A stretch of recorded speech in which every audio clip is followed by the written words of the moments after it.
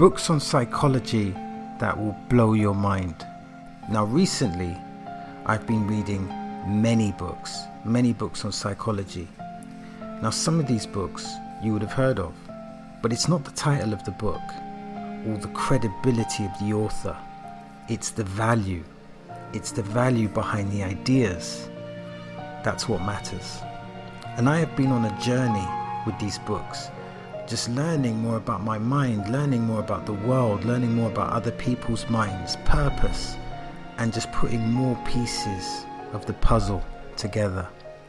And in life, there are many puzzles and there are many pieces. And I guess it's our responsibility to figure it out.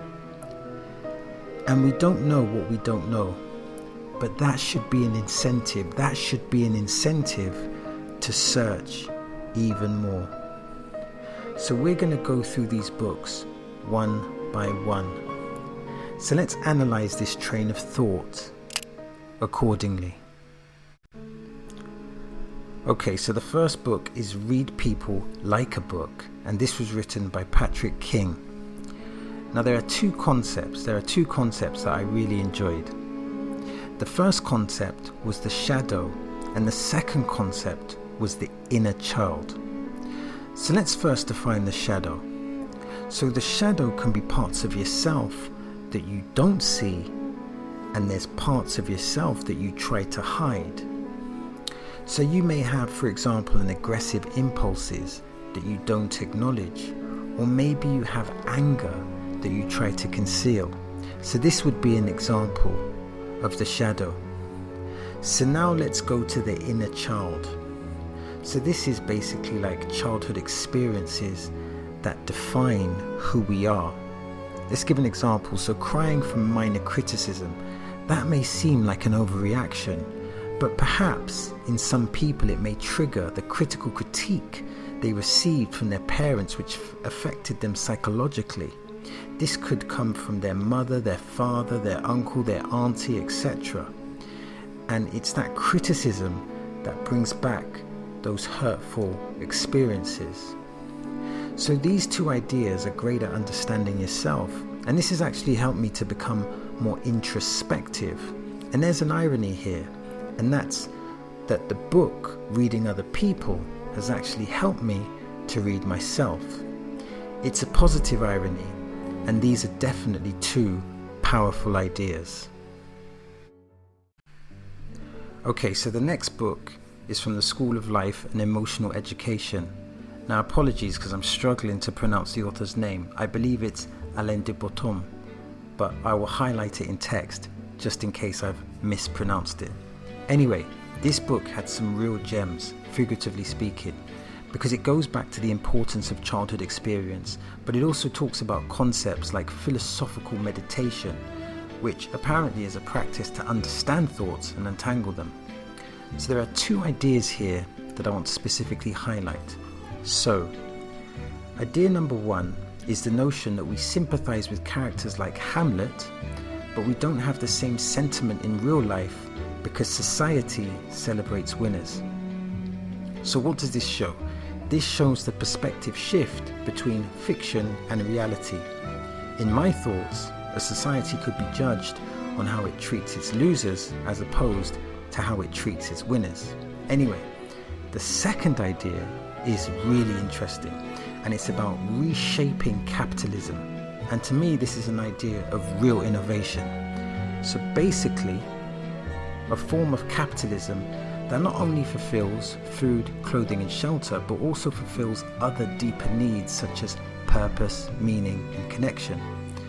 I like this new idea of capitalism, and I'm actually intrigued on how to create this new form of capitalism. And this level of capitalism provides a different liberating experience for the consumer, and that concept, it kind of just blew my mind. Maybe there will be a book to describe what this capitalism would look like in practical steps.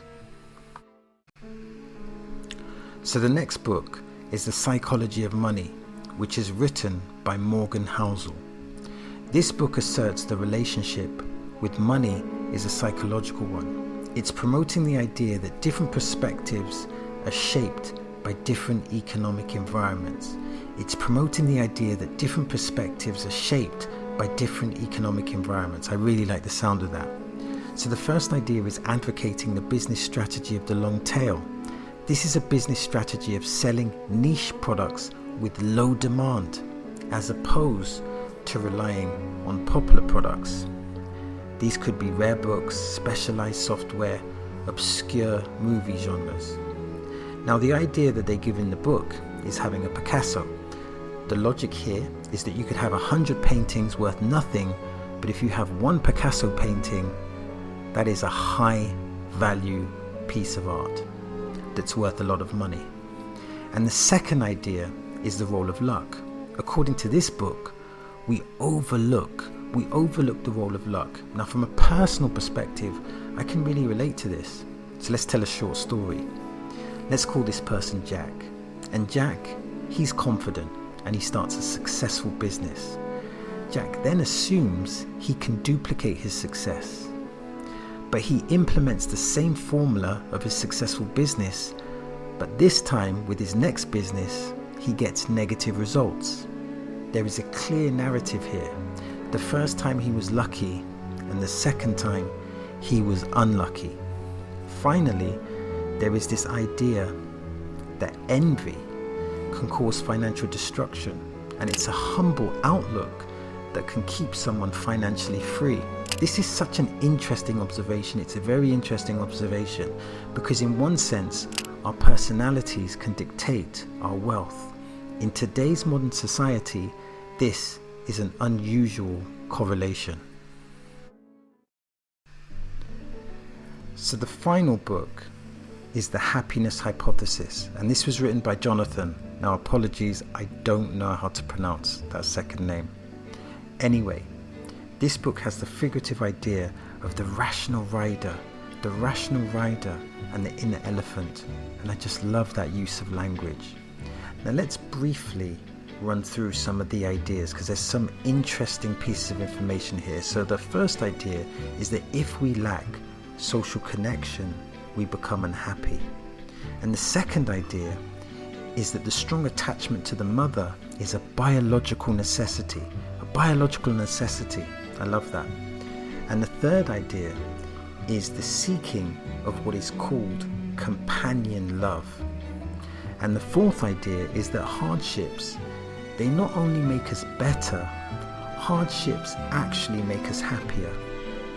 And then there's the fifth idea, and that is all experiences, they make us truly happy people. And these experiences are essential. They are essential for human happiness. The premise of finding happiness is such a timeless concept. It is truly evergreen content. And the theistic examples of all experiences and its correlation to happiness, that to me was really intriguing. This book made me want to focus more on my happiness in a theoretical and in a practical context. Now, these psychological books I read over a week, and they truly gave me some food for thought. And I will leave you with a statement from Einstein.